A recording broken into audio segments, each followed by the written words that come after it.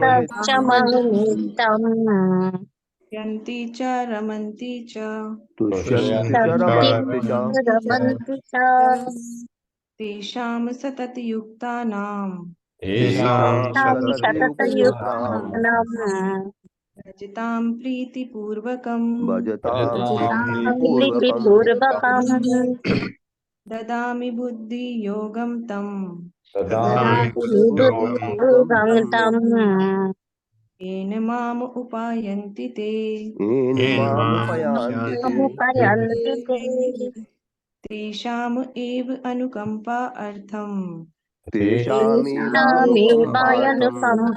तेषामेवानुकम्पार्थम् अज्ञानजं तमः मम ज्ञानजं तमः अहमज्ञानजं तमः नाशयामि आत्मभाव नाशयमयत्मभावः ज्ञानदीपेन भास्वता। ज्ञानदीपेन ज्ञानदीपेन भास्वता। हरे कृष्णा प्रभु जी, दंडवत प्रणाम। हरे कृष्णा। माता जी कहाँ से है आज? 21 से है? हाँ माता जी, हाँ प्रभु जी, 20 हो गए थे ना? 20 हो गए थे प्रभु जी। Okay okay. बाह्यस्पर्शेषु असक्तात्मा विन्दति आत्मनि यत् सुखम् स ब्रह्म योग युक्तात्मा सुखम अक्षय अश्नुते। सुखम अक्षयम अश्नुते। कौन पढ़ते हैं? हरे कृष्णा। अत्री माता जी, पहले 5 पढ़ लीजिए। हरे कृष्णा। ऐसा मुक्त पुरुष भौतिक इंद्रियों से की ओर आकृष्ट नहीं होता, अपितु सदैव समाधि में रहकर अपने अंतर में आनंद का अनुभव करता है। इस प्रकार स्वरूप सिद्ध व्यक्ति परम ब्रह्म में एकाग्रचित्त होने के कारण असीम सुख भोगता है। अनन्या, ये हाथ है। धो पानी पिला सकते हो एक गिलास? ये आप देखिए, क्यों नहीं? ऐसा अरे? मुक्त पुरुष, एक जो हम में से नॉइस करेगा उसको हम म्यूट कर देंगे अगली बार। कर दिया ऐसा मुक्त पुरुष भौतिक इंद्रिय सुख की ओर आकर्षित नहीं होता है। कैसा मुक्त पुरुष? मुक्त पुरुष का मतलब है जो बंधन से मुक्त हो चुका है। और बद्धते किससे हैं हम? प्रकृति के 3 गुणों से। अगर आपने लांग लिया तो वो भौतिक इंद्रिय सुख की तरफ आकर्षित नहीं होता है। क्यों? भौतिक जो सुख है बड़ा आनंददायक है, हमको तो बहुत अच्छा लगता है, लेकिन उसके लिए ये सुख निम्न कैटेगरी का है ना, निम्न कैटेगरी का। आप पहले अगर जमीन पर सोते थे, ये भक्त लोग तो जमीन पर ही सोते हैं, मैं उसको खराब नहीं कह रहा हूं, हर आराम की बात है। आप जमीन में सोते थे, गरीब थे, आपके पास जगह भी नहीं थी, सोते थे, सोते थे। बाद में आपकी हालत अच्छी हुई, जगह बनी, चारपाई आई, उसमें गद्दा आ गया, गद्दे में सोने लगे आप। अब आपको कहा जाए कि वो नीचे जमीन में पत्थर पर सो, आप नहीं सो सकते, क्योंकि वो टेस्ट आपके लिए निम्न हो चुका है। इसलिए ये जो टेस्ट है, ये जो स्वाद है, भगवान से जुड़ना, भगवान से प्रेम होना, भगवान की भक्ति में लगने वाला जो प्रेम है, हमको हुआ नहीं अभी, होगा तो हम उन्मत्त हो जाएंगे। अगर ये होने लगा तो आपको ये भौतिक सुख, कोई कहे ये गुलाब जामुन खा लो, ये खा लो, आपको कभी अच्छा, हाँ, आपको लगा ये प्रसाद है भगवान का, कृष्ण प्रसाद है, हाँ, तब तो आपको बहुत अच्छा लगे। कुछ भी हो, ये टेस्ट ऐसे बदल जाता है मुक्त आदमी का। ये ही संस्पर्शजा भोगा दुख यो नया एवते आदि अंतवंतः कौन्तेय न तेषु रमते बुधः। बुद्धिमान मनुष्य दुख के कारणों में भाग नहीं लेता, जो कि भौतिक इंद्रियों के संसर्ग से उत्पन्न होते हैं। हे कुंती पुत्रो, ऐसे भोगों का आदि तथा अंत होता है, अतः चतुर व्यक्ति उनमें आनंद नहीं लेता। बहुत ही अच्छा श्लोक है। चतुर व्यक्ति कभी गलत कामों में नहीं फंसता, उसमें बुद्धि है, क्योंकि वो बुद्धिमान है, उसको पता है मैं अगर इसमें ये चीज में अगर इंटरेस्ट लूं तो मुझे फंसने का चांस है, कभी उसमें पार्टिसिपेट नहीं करेगा। आप समझ रहे हैं इस चीज को? कोई गलत काम है, कोई आपको कहता है कि ये ऐसा है, इसमें हम ऐसा गलत काम करें तो इतने लाख का फायदा है, आपस में बांट लेंगे। चतुर व्यक्ति कभी नहीं फंसेगा उधर, क्यों? उसमें जहाँ कोई जो गलत काम है उसमें वो कभी हिस्सा लेता ही नहीं। इसी तरह से जो आपके कब ये गलत काम होते कब है? जब आपकी इंद्रियां इंद्र विषय की तरफ आकर्षित होती हैं और मन कहता है चल वहीं आप फंसे। वहीं पर चाहिए आत्मसंयम, मन पर कंट्रोल आपका वहां पर चाहिए। उस समय क्या है, वो आपको अच्छा लगता है इसलिए तो करते हैं आप उसको, उसमें वो इमीडिएट बहुत अच्छा लगता है, करते हैं, लेकिन उसका अंत बहुत ही खराब होता है। ऐसे चीजों का आदि और अंत, आदि अच्छा, अंत भी किसी के लिए हो सकता है, पता नहीं लगे तो अंत भी इतना बुरा नहीं है, लेकिन उसके मन में हमेशा रहेगा कि मैं गलत काम किया, मैं कभी कभी भी फंस सकता हूँ, वो अंदर से कभी जाएगा नहीं। ये बात है। तो चतुर व्यक्ति कभी भी इंद्र विषय की तरफ आकर्षण होने में बहुत ध्यान से वो कभी भी ऐसे चीजों में हिस्सा नहीं लेता है। बुद्धिमान मनुष्य दुख के कारणों में भाग नहीं लेता।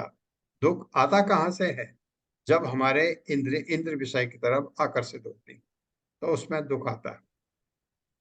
इसलिए अगर वही इंद्रिय जो है भगवान की तरफ मुड़ जाए, जैसे आप आंख का काम है रूप, आंख का इंद्र विषय है रूप, रूप से हम मोहित होते हैं और गलत काम कर बैठते हैं।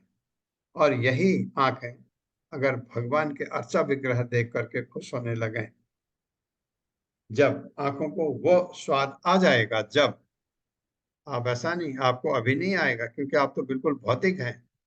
जब आप भगवान की तरफ बढ़ने लगेंगे, थोड़ा हम में भक्ति आएगी, तो भगवान का रूप देख करके आप इतने प्रसन्न, तो आपको कोई दूसरा रूप देखे आप कहेंगे ये क्या है, कहाँ से ले आए इसको, ये रूप। ऐसा वो आनंद आपको इस लेवल का है, यह आनंद बहुत छोटा लगता है, बहुत छोटा या निकृष्ट लगता है, ये बात। इसी तरह से इन चीजों में बुद्धिमान व्यक्ति कभी इन चीजों में हिस्सा नहीं लेता, क्योंकि उनका आदि है, अंत भी होता है, अंत बड़ा खराब होता है। आदि भले ही अच्छा हो, आदि भी बहुत अच्छा तो भौतिक जगत में कुछ होता ही नहीं है, लेकिन अंत उसका बहुत ही खराब होता है। अतः चतुर व्यक्ति में कभी भी पार्टिसिपेट ही नहीं करता, वो आनंद ही नहीं लेता, मतलब वो उसमें हिस्सा ही नहीं लेता, तो अपने को बचा लेता है उससे।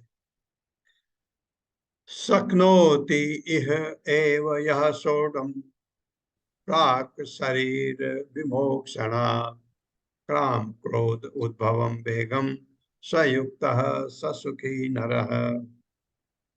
यदि इस शरीर को त्यागने के पूर्व कोई मनुष्य इंद्रियों के वेगों को सहन करने तथा इच्छा एवं क्रोधों को वेगों को रोकने में समर्थ होता है, तो वो इस संसार में सुखी रह सकता है।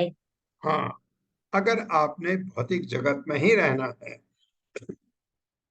आप भगवत धाम जाने के इच्छुक नहीं हैं, जैसे बहुत सारे लोग हैं आपने देखा, लेकिन बड़े अच्छे लोग हैं, उनको ये कृष्ण भावना मृत्यु का पता ही नहीं है। बहुत सारे लोगों को पता नहीं होता है, क्योंकि इस तरफ कोई पढ़ते नहीं, आते नहीं। और फिर दूसरा क्या है, सेक्ट बहुत सारे हैं, कोई कहता है ये करो, कोई कहता है ये करो, आप कहीं ना कहीं फंसे रहते हैं। तो कृष्ण भावनामृत में सीधे भगवान को ये ज्ञान चैतन्य महाप्रभु का दिया हुआ ज्ञान है और उनके शिष्यों का, कौन, जो गोस्वामी थे वृंदावन के, उन लोगों ने वही लिखा जो चैतन्य महाप्रभु चाहते थे। रूप गोस्वामी ने एक बार एक श्लोक लिखा जो चैतन्य महाप्रभु बोलना चाहते थे। वो ताजुब कर गए कि ये तो मैंने बोला भी नहीं, इसने लिख कैसे दिया। पत्ते में लिखा। उसके घर के बाहर देखा, उनके वहां वो आए थे रूप गोस्वामी, वृंदावन से प्रभु को, चैतन्य महाप्रभु को मिलने आए थे पुरी में। एक पत्ते पर उन्होंने लिख करके अपने घर के बाहर किसी चीज में रखा था। चैतन्य महाप्रभु आए, उन्होंने पढ़ा, उन्होंने कहा ये तो मैंने इसको बोला ही नहीं, लिख कैसे दिया। ऐसा गोस्वामी ऐसे थे। चैतन्य महाप्रभु जो चाहते हैं वो वही लिखते थे। ये कब होता है? जब हम भौतिक जगत में क्या कहते हैं, वेवलेंथ मिल जाती। जब दो आदमी की वेवलेंथ मिल जाती है, एक ही वेवलेंथ होती है, तो ये कहने का मतलब है तादात्म्य, दोनों के विचार एक से मिल जाते हैं, तो उसमें उन दोनों में बहुत अच्छी मित्रता हो जाती है। पुरुष और स्त्री हैं तो दोनों में प्रेम होगा, इस टाइप का। और अगर दो दोस्त हैं, दोनों औरतें हैं या दोनों पुरुष हैं, तो उनमें बहुत अच्छी मित्रता होगी, विचार एक से लगने लगते हैं, क्योंकि फिर लक्ष्य एक सा होता है। ये कहाँ होता है? भगवान के भक्तों में, क्योंकि लक्ष्य कृष्ण है सबका। तो तरीके सब अपने अपने तरीके बताते हैं। तुष्यंति च रमन्ति च, जो अभी पढ़ा था माता जी ने, क्योंकि वो वही बात करते हैं मेरे बारे में। कथयन्तस् माम नित्यम तुष्यन्ति च रमन्ति च, खुश होते हैं मेरे बारे में बात करते करते, खुश होते हैं, भगवान कहते हैं। तो ये ऐसे इंद्रियों के वेगों को रोकना, जिह्वा बेगम उदरोपस्थ बेगम, ये आपने पढ़ा ना उपदेशामृत में, रूप गोस्वामी के पहला श्लोक है, वाचो वेगम मनसः क्रोध वेगम जिह्वा बेगम उदरोपस्थ वेगम। ये वेगों को रोकना, ये जीव को पर्टिकुलरली बहुत ही इम्पोर्टेंट है रोकना, जीव के वेग को, क्योंकि जीव जो है और उसके नीचे हमारा उदर, जिह्वा बेगम उदरो, पेट, उपस्थ हमारी जनेंद्रिय, ये बिल्कुल एक लाइन में है नीचे। जीव का अगर पर कंट्रोल हो गया, पेट कंट्रोल। जीव पर कंट्रोल है, भूख लग रही है, लेकिन आप क्या कहेंगे, मतलब आपका मन क्या कहेगा, कृष्ण प्रसाद है नहीं अभी, भगवान का प्रसाद अभी भोग लगा ही नहीं, तो पेट जो है चुप हो जाएगा, कुछ नहीं बोलेगा। पेट कंट्रोल हो गया तो आपके जो जनेंद्रिय है वो कंट्रोल में रहती है, ऐसा कहा जाता है एक लाइन। तो ये जो वेग हैं आपके, हमारे किसके हैं? ये क्रोध, इच्छा एवं क्रोध के वेग। इच्छाएं हैं, ये खाना, ये पहनना, ऐसा स्पर्श करना, ये चीजें जो रहता है, इन पर रोकने में समर्थ होता है। ये इंद्रियों को वेग, इंद्रियों के वेगों को सहन करने, शरीर को त्यागने से पूर्व अगर ये चीज आ जाए आप में, वह इस संसार में सुखी रह सकता है। यही नहीं, इस संसार में वो दूसरे संसार में भगवत धाम जा सकता है शरीर त्यागने के बाद, इस लायक बन जाता है, वेगों को अगर रोक सके तो। यो अंतः सुखो अंत आरामः तथा अंत ज्योतिरेव यः स योगी ब्रह्म निर्वाणम ब्रह्म भूतो अधिगच्छति।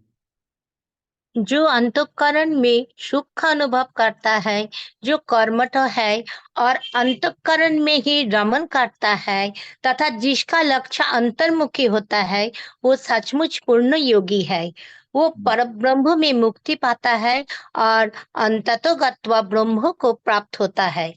जो पहले बताया था अभी कि आप चीजों में, उन चीजों में कोई इंटरेस्ट नहीं लेते हैं जहां आपको फंसना है, जो आपको दुख का कारण है, वहां तो आप कोई पार्टिसिपेट किया नहीं। क्यों? क्योंकि आप भक्ति में लगे हैं। वो चीज वैसे भी आपको पसंद नहीं आते हैं और आपको ये भी पता है इतनी बुद्धि है, यहाँ हम फंस सकते हैं।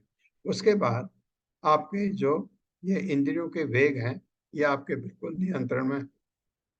ऐसे जब आप हैं तो आप तीनों गुणों को लांघ सकते हैं।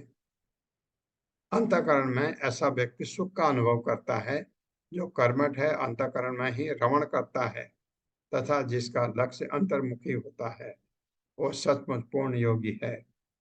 अंतर्मुखी भगवान पर हमेशा मन केंद्रित है और पर ब्रह्म में मुक्ति पाता है, अंततोगता ब्रह्म को प्राप्त होता है। ये सब रास्ते एक ही हैं भगवत धाम जाने के। तो ये चीजें उन्हें लगती हैं। लभन्ते ब्रह्म निर्वाणम ऋषयः क्षीण कल्मषा छिन्न द्वैधा यत आत्मानः सर्वभूत हिते रता। जो लोग जो लोग संशय से उत्पन्न होने वाले द्वैत से परे है, जिनके मन आत्म साक्षात्कार में रहता है, जो समस्त जीवों के कल्याण कार्य करने में सदैव व्यस्त रहते हैं और जो समस्त पापों से रहित है, वो ब्रह्म निर्माण यानी मुक्ति को प्राप्त होते हैं। बिल्कुल। संशय से उत्पन्न, द्वैत से परे हैं। द्वैत द्वंद्व, द्वंद्व से, द्वैत से परे हैं। द्वैत का मतलब यहाँ पर द्वंद्व से क्या है? सुख दुख और गर्मी ठंडा,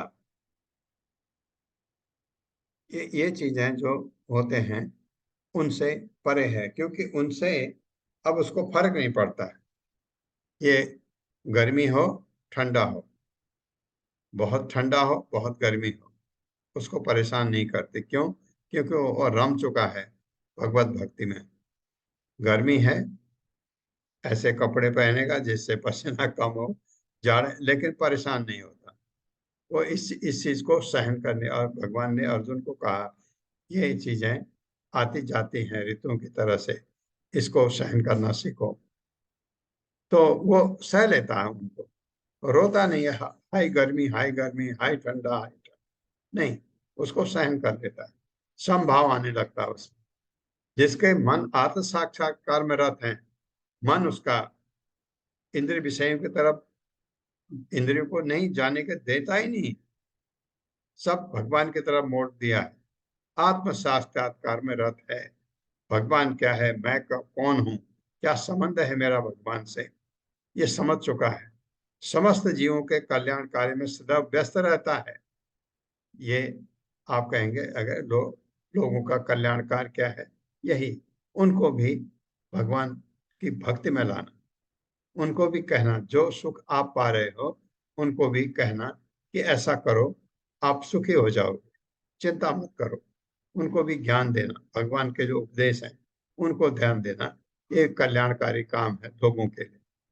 और जो समस्त पापों से रहित है, पापों से रहित है इसलिए यहाँ पहुंचा है, तो पाप तो सबसे पहले ही निकलने चाहिए। वे ब्रह्म निर्वाण यानी मुक्ति को प्राप्त होते हैं ऐसे लोग।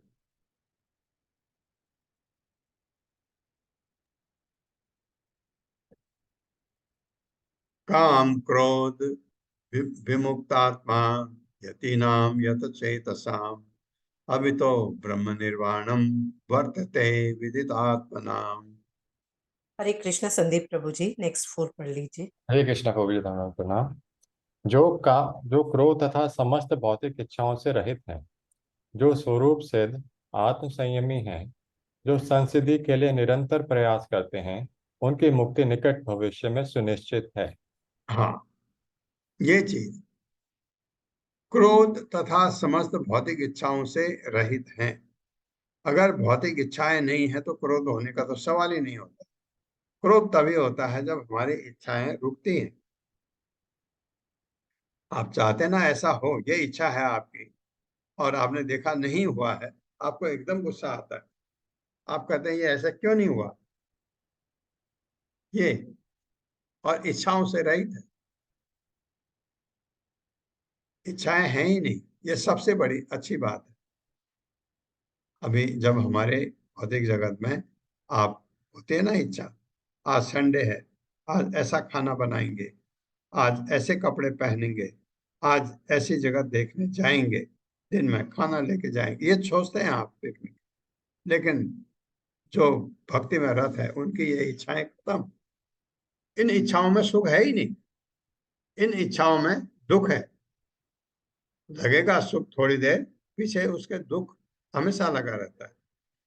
जो स्वरूप सिद्ध आत्म संयमी है, स्वरूप सिद्ध तो बहुत ऊपर की बात है, आत्म संयमी मन पर कंट्रोल है, इसलिए इच्छाओं से रहित है। इच्छाओं से रहित व्यक्ति ही आत्म संयमी होता है, उसका मन पर बिल्कुल कंट्रोल होता है। और स्वरूप सिद्ध तो बहुत, जिसको पता है भगवान से अपना संबंध पता है और संसिद्धि के लिए निरंतर प्रयास करते हैं, उनकी मुक्ति निकट भविष्य में सुनिश्चित है। मुक्ति का मतलब है ये भौतिक जगत से मुक्ति। तो कहाँ जाएगा वो? भगवत धाम। वो ब्रह्म में लीन नहीं होना चाहता भक्त कोई, इसलिए उसकी बात ही नहीं। और प्रभुपाद ने तात्पर्य में तो लिखा होगा जरूर, स्पर्शनान कृत्वा बहिर्बाह्यान चक्षु च एवांतरे प्रभो भ्रुवो प्राण अपानौ समौ कृत्वा नास अभ्यंतरचारिणौ यतेन्द्रिय मनोबुद्धे मुनि मोक्ष परायण विगत इच्छा भय क्रोधो यह सदा मुक्त एव सः। हरे कृष्णा। समस्त इंद्रिय विषयों को बाहर करके, दृष्टि को बाहों के मध्य में केंद्रित करके, प्राण तथा अपान वायु को नथुनों के भीतर रोककर और इस तरह मन, इंद्रियों तथा बुद्धि को वश में करके जो मोक्ष को लक्ष्य बनाता है, वह योगी इच्छा, भय तथा क्रोध से रहित हो जाता है। जो निरंतर इस अवस्था में रहता है वह अवश्य ही मुक्त है। ये ये हमने पढ़ा है, ये अभी छठे अध्याय में भी आएगा। जो अपने को, एक तो तरीका जो है ये चैतन्य महाप्रभु ने जो बताया कि कलयुग में भगवान चैतन्य महाप्रभु ने कहा, तो उसी को प्रभुपाद ने बहुत अच्छी तरह समझा दिया कि अपने जो इंद्र विषय हैं, मन को, इंद्रियों को इंद्र विषय के बजाय भगवान की सेवा की तरफ मोड़िए। बाद में वो आपको बहुत अच्छा लगता है। उदाहरण है अम्बरीश महाराज। अम्बरीश महाराज वही करते थे 100%। कोई कहीं पर कोई गलती नहीं थी। उनको पैरों का इस्तेमाल भगवान के मंदिर में जाने के लिए, हाथों का इस्तेमाल भगवान मंदिर को साफ करने के लिए। राजा थे, क्या नहीं था उनके पास, लेकिन मंदिर में झाड़ू खुद लगाते थे भगवान के, क्योंकि भगवान के तो नौकर हैं आप, राजा हैं राज्य के। भगवान के सामने थोड़ी आप अपना शौर्य दिखा सकते हैं। ये था उनमें। भगवान के आंखें जब तक भगवान के अर्चा विग्रह को न देखें उनको चैन नहीं पड़ता था। उनका सुख इस लेवल का हो गया था। और जो घ्राणेन्द्रिय है और भगवान के चरणों पर जो फूल पड़े हैं उनको सूंघने में, क्योंकि वो बाद में जब शाम को शयन आरती हो जाती है, ये सब भगवान के चरण कमलों पर चढ़े हुए फूल, भगवान के में जो माला भगवान के गले में है, ये मालाएं पुजारी बाहर लोगों को देता है। क्योंकि भगवान शयन जब होता है तो भगवान ये चीजें पहन के नहीं सोते हैं, तो वो देते हैं हम लोगों को, नीचे फेंकते हैं बड़े मंदिर में, तो बहुत भीड़ होती है, लोग पकड़ते हैं, जिनके हाथ में आ गया तो फूलों को सूंघने में, नाक, कान भगवान के भजन सुनने में, भगवान की कथा सुनने में ये लगाते हैं जो। तो ये तो एक बात है। दूसरा ये कहा है कैसे रोकना है। एक होता है ध्यान। अब ध्यान योग आएगा छठा अध्याय में। ये दृष्टि को भौं के मध्य में केंद्रित करके दोनों भौं के बीच में अपने दृष्टि को भौं के बीच में केंद्रित करके, और जब ध्यान होता है क्या कहते हैं उसको नाक के अगले कोने पर ऊपर वहां लगा करके आदि ध्यान में आंखें आदि खुली हो, पूरी खुली नहीं, बाहर कुछ दिखेगा मन विचल सकता है, और पूरी बंद नहीं क्योंकि नींद आ सकती है, इस तरह ध्यान में। इसमें तो लिखा है और ये दोनों भौहों के बीच में केंद्रित करके मन को अपने समस्त इंद्रियों को बाहर करके, इंद्रियां बाहर है ही नहीं कोई, और दृष्टि को इसके बीच में प्राण तथा अपान वायु को नथनों के भीतर रोककर, प्राण वायु ऊपर को जाती है, अपान वायु नीचे को जाती है, दोनों को रोक करके अब ये नथनों के बीच, ये प्रैक्टिस, ये एक योगा के तरीका है, हम नहीं कर सकते, बहुत कठिन है, तो लेकिन आपको ज्ञान होना चाहिए। और इस तरह मन इंद्रिय तथा बुद्धि को वश में करके जो मोक्ष को लक्ष्य बनाता है वह योगी इच्छा, भय तथा क्रोध से रहित हो जाता है।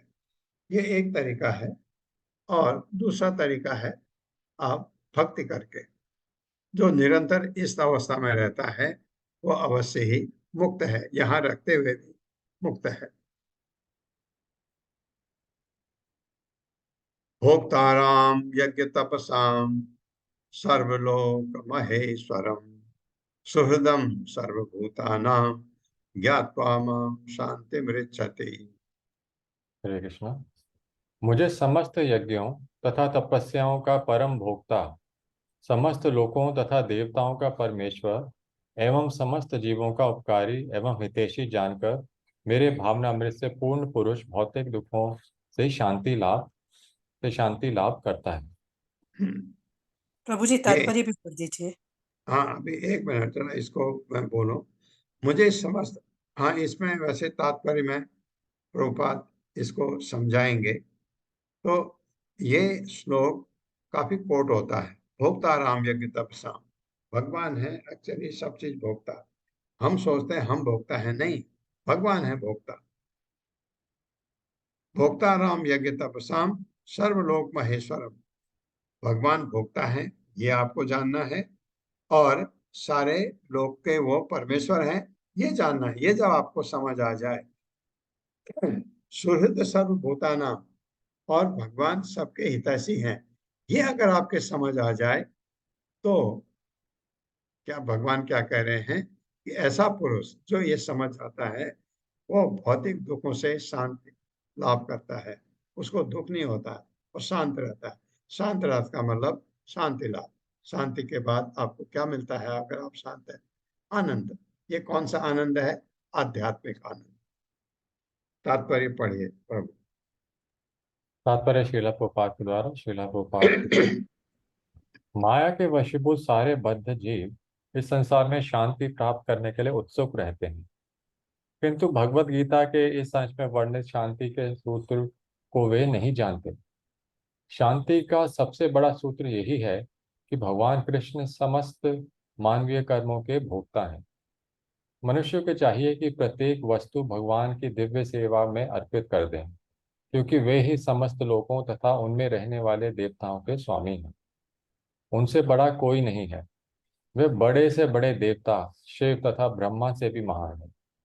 वेदों में यानी श्वेताश्वर उपनिषद में भगवान को तमीश्वराणाम परम महेश्वरम कहा गया है। माया के वशीभूत होकर सारे जीव सर्वत्र अपना प्रभुत्व जताना चाहते हैं, लेकिन वास्तविकता तो यह है कि सर्वत्र भगवान की माया का प्रभुत्व है। भगवान प्रकृति यानी माया के स्वामी हैं और बद्ध जीव प्रकृति के कठोर अनुशासन के अंतर्गत हैं। जब तक कोई इन तथ्यों को समझ नहीं लेता, तब तक संसार में व्यष्टि या समष्टि रूप से शांति प्राप्त करना संभव नहीं है। कृष्ण भावनामृत का यही अर्थ है। भगवान कृष्ण परमेश्वर हैं तथा देवताओं सहित सारे जीव उनके आश्रित हैं।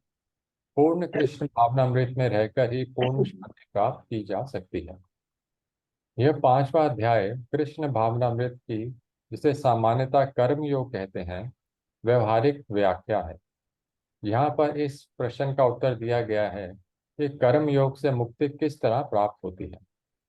कृष्ण भावनामृत में कार्य करने का अर्थ है परमेश्वर के रूप में भगवान के पूर्ण ज्ञान के साथ कर्म करना। ऐसा कर्म दिव्य ज्ञान से भिन्न नहीं होता। प्रत्यक्ष कृष्ण भावनामृत भक्ति योग है और ज्ञान योग वह पथ है जिससे भक्ति योग प्राप्त किया जाता है। कृष्ण भावनामृत का अर्थ है परमेश्वर के साथ अपने संबंध का पूर्ण ज्ञान प्राप्त करके कर्म करना, और इस चेतना की पूर्णता का अर्थ है कृष्ण या श्री भगवान का पूर्ण ज्ञान। शुद्ध जीव भगवान के अंश रूप में ईश्वर का शाश्वत दास है। वह माया पर प्रभुत्व जताने की इच्छा से ही माया के संपर्क में आता है और यही उसके कष्टों का मूल कारण है। जब तक वह पदार्थ के संपर्क में रहता है, उसे भौतिक आवश्यकताओं के लिए कर्म करना पड़ता है। किंतु कृष्ण भावनामृत उसे पदार्थ की परिधि में स्थित होते हुए भी आध्यात्मिक जीवन में ले आता है, क्योंकि भौतिक जगत में भक्ति का अभ्यास करने पर जीव का दिव्य स्वरूप पुनः प्रकट होता है। जो मनुष्य जितना ही प्रगत हो, वह उतना ही पदार्थ के बंधन से मुक्त रहता है। भगवान किसी का पक्षपात नहीं करते। यह तो कृष्ण भावनामृत के लिए व्यक्तिगत व्यवहारिक कर्तव्य पालन पर निर्भर करता है, जिससे मनुष्य इंद्रियों पर नियंत्रण प्राप्त करके इच्छा तथा क्रोध के प्रभाव को जीत लेता है। और जो कोई उपर्युक्त काम इच्छाओं को वश में करके कृष्ण भावनामृत में दृढ़ रहता है, वह ब्रह्म निर्वाण या दिव्य अवस्था को प्राप्त होता है। कृष्ण भावनामृत में अष्टांग योग पद्धति का स्वयं अभ्यास होता है, क्योंकि इससे अंतिम लक्ष्य की पूर्ति होती है। यम, नियम, आसन, प्राणायाम, प्रत्याहार, धारणा, ध्यान तथा समाधि के अभ्यास द्वारा धीरे धीरे प्रगति हो सकती है। किंतु भक्ति योग में तो ये प्रस्तावना के स्वरूप है, क्योंकि केवल इसी से मनुष्य को पूर्ण शांति प्राप्त हो सकती है। यही जीवन का परम सिद्धि है। इस प्रकार श्रीमद् भगवद गीता के 5वें अध्याय यानी कर्म योग कृष्ण भावनामृत कर्म का भक्ति वेदांत तात्पर्य पूर्ण हुआ। हरे कृष्ण प्रभु। हाँ, वो बोलिए प्रभु। ओम तत्सत इति आता है? नहीं प्रभु जी, एक बार आप बता दीजिए। हाँ, बोलिए। ओम तत्सत इति ओम तत्सत इति श्रीमद् भगवद गीतासु श्रीमद् भगवद गीतासु उपनिषत्सु उपनिषत्सु ब्रह्म विद्यायां ब्रह्म विद्यायां योग शास्त्रे योग शास्त्रे श्री कृष्ण अर्जुन संवादे श्री कृष्ण अर्जुन संवादे ये कर्म, ये है कर्म, माता जी, कर्म संन्यास योगो नाम कर्म संन्यास योगो नाम पंचमो अध्यायः। पंचमो अध्यायः। हाँ, इसको नोट कर लीजिए। और ये जब हमारा चैप्टर खत्म होगा तो जो भी पढ़ेगा उसको ये बोलना है। जी प्रभु जी प्रभु। लिस्ट डाल देती हूँ मैं। हाँ, ठीक है। जी। अब छठे अध्याय में आते हैं। तो जब पूरा होता है तब ऐसा, जब शुरू करते हैं तो वहां पर अथ श्रीमद् भगवद गीता ध्यान योग नाम षष्ठो अध्याय, ऐसा करके करना पड़ता है। तो शुरू में बहुत छोटा, आखिरी में थोड़ा लंबा है। ध्यान योग, अब ये छठा अध्याय ध्यान योग पर है। इसमें ध्यान योग है, अष्टांग योग है, बहुत सारे चीजें बताई गई हैं। और 18 दिन की भगवत गीता में आपको ये बताया गया था कि इतने तरीके हैं, लेकिन भक्ति योग जो है वो भी एक तरीका है, वो सबसे अच्छा है। ये तरीका बताया गया कि आप सीधे जाते हैं। एक चीज तो भक्ति योग बिल्कुल शुरू करना बहुत ही सरल है। ध्यान योग में आपको कहते हैं कि ध्यान लगाओ और बैठो, और आसन में बैठना ही बहुतों के लिए मुश्किल होता है, और उसके बाद अष्टांग योग तो बहुत ही कठिन है। और ये मतलब मैं ये नहीं कहता है, बहुत कम लोग कर पाते हैं, बहुत कम, साधारण लोग नहीं कर पाते हैं।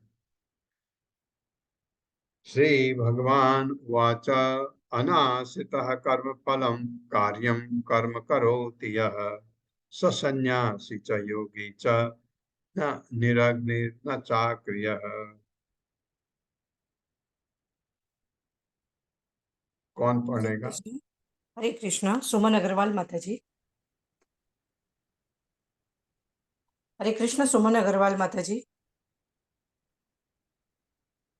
सुमन अग्रवाल अनम्यूट माता जी पढ़िए माता जी। अनम्यूट करें माता जी। हाँ, हरे कृष्णा प्रभु जी। हाँ, दंडवत प्रणाम। पढ़िए माता। श्री भगवान ने कहा, जो पुरुष अपने कर्म फल के प्रति अनासक्त है और जो अपने कर्तव्य का पालन करता है, वही सन्यासी और असली योगी है। वह नहीं जो ना तो अग्नि जलाता है और ना कर्म करता है। हरे हाँ, कृष्णा प्रभु। जो अग्नि जलाता है, जैसे अग्नि जलाने का मतलब अग्नि में आहुति देना भगवान को, भगवान विष्णु को खुश करने के लिए यज्ञ किया जाता था पहले। अभी तो कलयुग में हैं हम, इसलिए हमारे लिए तो चैतन्य महाप्रभु ने तो बहुत ही सरल कर दिया, जरूरत ही नहीं, सिर्फ संकीर्तना यज्ञ करो। लेकिन सन्यासी को आहुति देनी होती है। आपने देखा भरत महाराज, जिनका जिनका वर्णन आएगा, अभी आपके इवनिंग क्लास वालों का चल रहा है भरत महाराज का वर्णन। वो राजपाट छोड़ के चले गए गंडक नदी के किनारे एक आश्रम में, भगवान को वो दे करके आहुति देते थे। तो दिखाया है ऐसा उसमें, आपने 18 दिन की भगवत गीता में उनके बारे में सुना। तो ये एक तो ये होता है अग्नि, और दूसरा होता है कर्म करना भगवान के लिए। दोनों में से कुछ नहीं करता है जो, वो कोई सन्यासी नहीं कहलाता। जो पुरुष कर्म फल के प्रति अनासक्त है, ये भक्ति का पहला सोपान है, कर्म फल से अनासक्ति। कर्मण्येवाधिकारस्ते माँ फलेषु कदाचन माँ कर्म फल हेतुर्भु माते संगोस्तु अकर्मणि। भगवान ने कहा कर्म फल में तेरा अधिकार नहीं है। बड़ा अजीब सी बात लगती थी पहले, जब शुरू शुरू में पढ़ा तो हमको बहुत ही अजीब लगता था कि ये क्या ज्ञान है भगवत गीता में कर्म करो फल तुम्हारा नहीं है। लेकिन जब आप भगवत गीता पढ़ते हैं, भगवान के बारे में सुनते हैं, इतना सुनने में, भगवान के भक्तों से सुनने में, प्रभुपाद है भगवान के महान भक्त, उनसे सुनते हैं तो थोड़ा समझ आता है। क्यों? क्योंकि कर्म फल हमको इस भौतिक जगत में बांध देता है। अगर हमको भगवत धाम जाना है तो कर्म फल से अनासक्ति होनी चाहिए, प्राइमरी कंडीशन है, पहली शर्त। पहले क्या कहा? भक्ति करो। क्या है भक्ति करना? आप श्रवणम कीर्तनम विष्णु स्मरणम पाद सेवनम, ये 9 सोपान है, कोई भी सोपान ले लो। तो एक महामंत्र दे दिया है, पहले से था, चैतन्य महाप्रभु ने कहा इसको जपो कलयुग। हरे कृष्ण कृष्ण कृष्ण हरे हरे राम राम राम हरे हरे। प्रभुपाद ने कहा अपराध मत करो, मन इसी मंत्र में रखो लोगों ने कहा कैसे करें, नहीं हो पा रहा है। प्रभुपाद ने कहा कान से सुनो जब जपते हो, हरे कृष्ण कृष्ण कृष्ण हरे हरे हरे राम राम राम हरे हरे। हाँ, थोड़ी मदद मिली, फिर भी मन चंचल है, तो इसको अभ्यासे न तो कौन्तेय, भगवान ने कहा अभ्यास से, और वैराग्येण च गृह्यते, चीजों से इतना लगाव मत रखो, अनासक्त होना। अगर अनासक्त हैं आप तो आपका मन स्थिर हो सकता है। ऐसा नहीं है, ऐसा नहीं। इतने जो महान महान लोग पैदा हुए ऐसे, तो वो भी तो हमारी तरह थे पहले। उन्होंने अपने को भगवान की भक्ति में लगाया, इतने महान बने, भगवान के महान भक्त बने और वैकुंठ चले गए। तो ये कर सकते हैं, ऐसा नहीं है, लेकिन कठिन अवश्य है। असंशयम महाबाहो, भगवान ने कहा अवश्य, इसमें कोई संशय नहीं कि मनो दुर्निग्रहम चलम, बहुत मन जो है बहुत चंचल है, इसमें कोई संशय नहीं है। असंशय महाबाहो। लेकिन भगवान ने कहा उत्तर है अभ्यासे न तो कौनते है वैराग्य न चक्र, इससे प्राप्त होती है। अपने कर्म फल के प्रति अनासक्त है वो सन्यासी है, लेकिन उसके साथ क्या, और अपने कर्तव्य का पालन करता है, वही सन्यासी और असली योगी है। आप माँ हैं, आप बाप हैं, और आप घर का पूरा अपनी पत्नी को जो सुख देना चाहिए वो दे रहे हैं, जो उनको सुविधा चाहिए वो दे रहे हैं, बच्चों को शिक्षा में जो चाहिए वो सब दे रहे हैं, लेकिन कर्म फल से अनासक्त हैं। अपने कर्तव्य का पालन कर रहे हैं आप, क्योंकि आपने अगर गृहस्थ में गए तो फैमिली आपकी रिस्पॉन्सिबिलिटी होती है, उसका आप अच्छी तरह से पालन कर रहे हैं।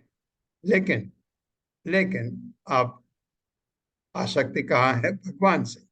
ये सब कर्तव्य है, ये कर्तव्य है। ये कर्तव्य में आपका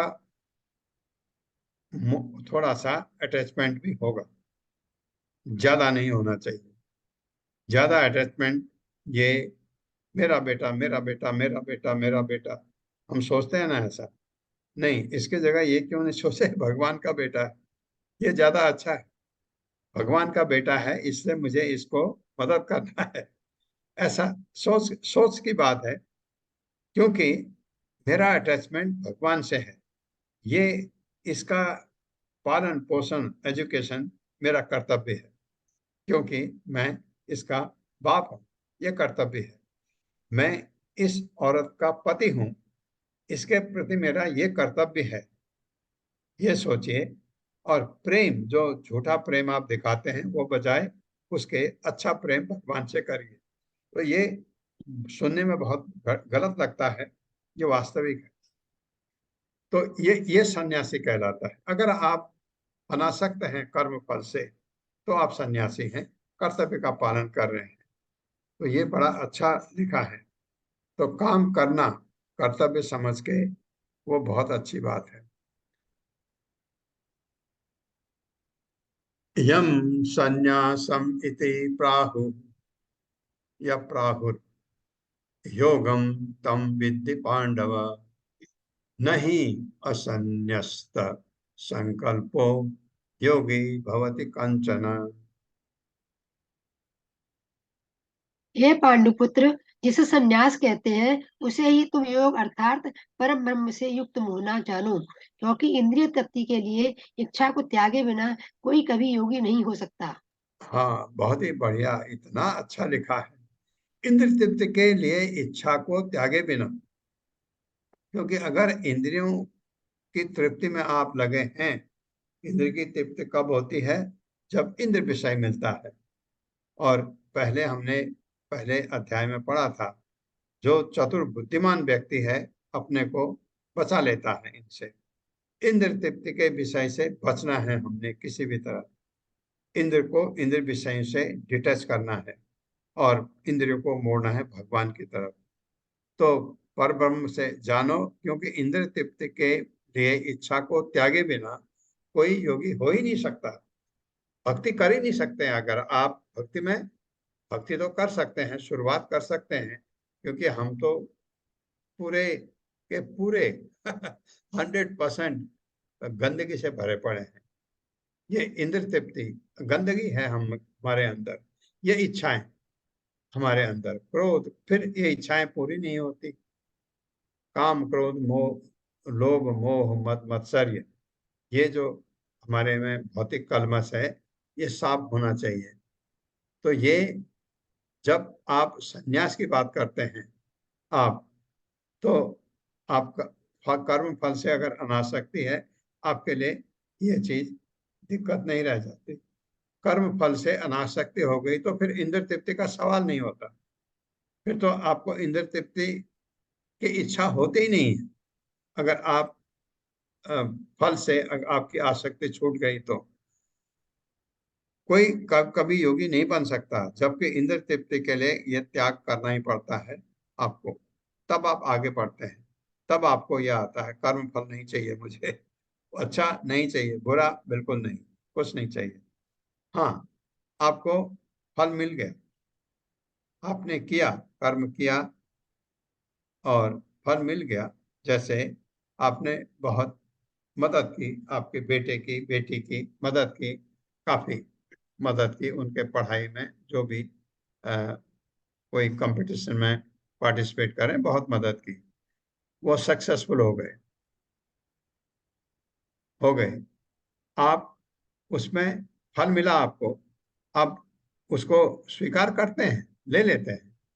नहीं मिला, नहीं हुआ, दुखी भी नहीं होते। ये चीज बहुत जरूरी है कि कर्म फल मतलब समभाव आना, ये आता है बाद में, बहुत लेट। अभी हमको पता नहीं कितना टाइम लगेगा इस समभाव आने में, ये बहुत जरूरी है। आरुरुक्षो मुनेर्योगम कर्म कारणम उच्यते, योगारूढ़स्य तस्य तस्य एव समः कारणम उच्यते।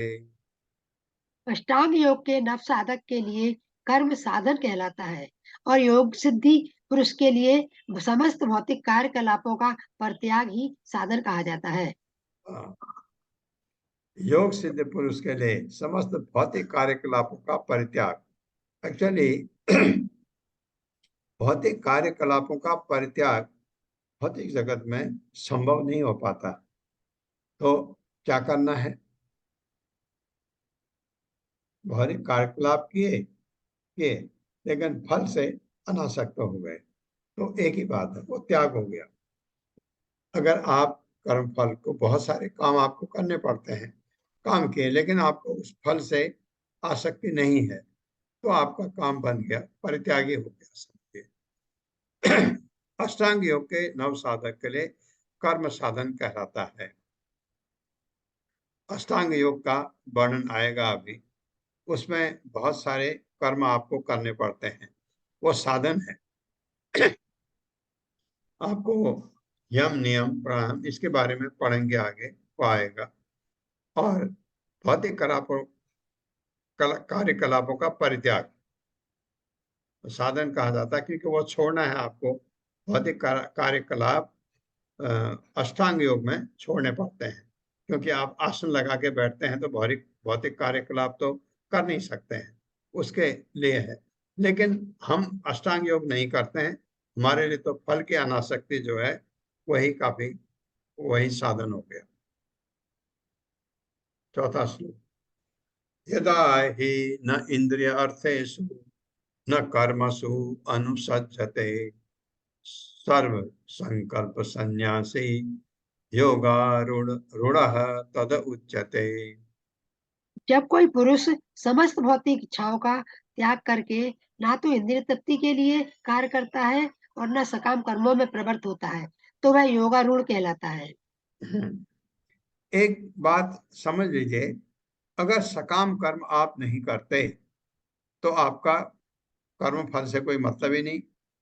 लेकिन भौतिक जगत में कर्म करना पड़ता है, क्योंकि बिना कर्म करे तो आप अपना पेट भी नहीं पाल सकते। हमारे लिए ये मुसीबत है, क्योंकि सकाम कर्म जो ऐसे कर्म होते हैं जिसका फल चाहिए। अगर आपको खाना बनाना है तो बाजार जा करके सामान लाना पड़ेगा, सामान लाने के लिए पैसे लगते हैं, पैसे कमाने पड़ेंगे, ये सकाम कर्म है। लेकिन ये जब भक्त आगे बहुत तरक्की कर लेता है भक्ति में, वो इन चीजों को भी अकर्म में बदल देता है। वो नौकरी करेगा उस काम को भी भगवान कृष्ण का काम समझ करके करता है।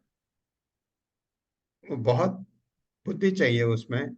आप मोड़ सकते हैं ऐसे, ये काम भगवान कृष्ण का है और भगवान कृष्ण का काम गलत नहीं हो सकता है, तो इसलिए गलत तो हो ही नहीं, काम तो करेगा ही नहीं। काम करेगा, उसको कृष्णमय बनाएगा काम को, फिर उससे आपको पैसा मिले। ये पैसा भगवान कृष्ण के परिवार, अपना घर, कृष्ण के मंदिर, कृष्ण का मंदिर समझेगा घर को, वहां कृष्ण परिवार है, कृष्ण के भक्त को समझेगा, उनको भक्त बनाएगा भी, ऐसे ही नहीं समझेगा। और फिर सब चीज आपका कृष्णमय हो गया। फिर आपको बाजार से सामान लाते हैं तो घर में जो है भगवान के भक्त हैं, उनकी सेवा के लिए आप सब काम कृष्णमय हो जाता है। ऐसा कर सकते हैं हमारे मन इतना शुद्ध हो जाए कि हर चीज में कृष्ण को बीच में लेकर के कृष्णमय बन सकता है। नहीं तो सकाम कर्म से हम उलझ जाते हैं। इसलिए क्या कहा है हमको लाइफ में कि अकर्म अकर्म पहले पढ़ लिया हमने, अकर्म विकर्म और कर्म। विकर्म वो है जो भगवान की तरफ कभी नहीं ले जा सकता है। सकाम कर्म में भी आप भगवान की तरफ ले जा सकते हैं, अगर सकाम कर्म से आपका फल से आसक्ति न रहे। तो ये चीज आप हमको समझना है। इंद्र तृप्ति के लिए कार्य अगर करता है व्यक्ति, तो वो कभी भी योगी नहीं बन सकता। कोई भी योगी हो, अष्टांग योगी हो, भक्ति योगी हो, ध्यान योगी हो, नहीं बन सकता। तो इसलिए कर्म से समस्त इच्छाओं का त्याग करके, इच्छाओं को अगर त्याग दिया तो इंद्र तृप्ति का सवाल ही नहीं पैदा होता है और न सकाम कर्म में प्रवृत्त होता है। सकाम कर्म को अकर्म में बदल दो, आपके हाथ में है। भगवान कृष्ण के लिए कर रहे हो ऐसा समझो। आपका गार्डन में फूल लगाते हो या कोई सब्जी लगाते हो, और ये आपके ऊपर है। ये गार्डन कृष्ण का है, ये घर मेरा नहीं, कृष्ण का है। मैं नौकरी कर रहा हूँ, भगवान कृष्ण करा रहे हैं ये काम, ये भगवान कृष्ण के लिए कर रहा हूँ ये काम। तो वो काम अकर्म हो गया। पैसा आया तो जैसे मैं आपको कह रहा था, ऐसा बना ऐसा। लेकिन उस स्टेज में आने में अपने को प्रगति करनी है, आध्यात्मिक प्रगति, ताकि आप नकली न करें। वो बहुत खतरनाक है। पाखंडी नहीं बनना है हमको। वास्तव में ऐसा हमारे मन में आ जाए, हमारा मन इतना शुद्ध हो जाए कि ये सब उन्हीं के लिए है, ये ऐसा हो जाए तो बात। उद्धरे आत्मना आत्मानं न आत्मानं अवसादये, आत्मैव हि आत्मनो बंधुर आत्मैव रिपुरात्मनः। आत्मा मनुष्य के, को हाँ, आत्मा के बहुत सारे अर्थ हैं, तो इसलिए इतने आत्मा आए हैं। हाँ, पढ़िए माता जी। मनुष्य को चाहिए कि अपने मन की सहायता से अपना उद्धार करे और अपने को नीचे न गिरने दे। यह मन बद्ध जीव का मित्र भी है और शत्रु भी। हाँ, मन, ये आपको बताया भी था कि मन हमारा मित्र भी है, हमारा शत्रु भी है। मित्र है तो आग की तुलना की थी। आग को अगर आप कंट्रोल में रखते हैं तो आप जेट चला सकते हैं, हवाई जहाज से आप एक जगह से दूसरी जगह जा सकते हैं। अगर कंट्रोल नहीं है तो पूरे बिल्डिंग में को भस्म कर देता है आग। आग अगर नियंत्रित है तो जो मर्जी करा लो, क्योंकि वो उसमें एनर्जी होती है, ऊर्जा होती है। और अगर वो अनकंट्रोल्ड है, वो तहस नहस कर देती है। वही चीज मन बिल्कुल आग की तरह है। तो मन को अगर कंट्रोल किया आपने, सीधे भगवत धाम ले जा सकता है आपको। अनकंट्रोल किया, आपको जेल में नीचे कहीं कहीं डलवा सकता है। मित्र भी है, शत्रु भी है। ओम अज्ञान तिमिरांधस्य ज्ञानांजन शलाकया चक्षुरुन्मिलितं तस्मै श्री गुरुवे नमः। नमो विष्णुपादाय कृष्णप्रेष्ठाय भूतले श्रीमते भक्तिवेदांत स्वामिनिति नामिने। नमस्ते सारस्वती देवे गौरवाणी प्रचारिणे निर्विशेष शून्यवादी पाश्चात्य देशतारिणे। जय हो श्री कृष्ण चैतन्य प्रभु नित्यानंद श्री अद्वैत गदाधर शिवासादि गौर भक्तवृंद। हरे कृष्णा कृष्ण कृष्णा हरे हरे, हरे राम राम राम हरे हरे।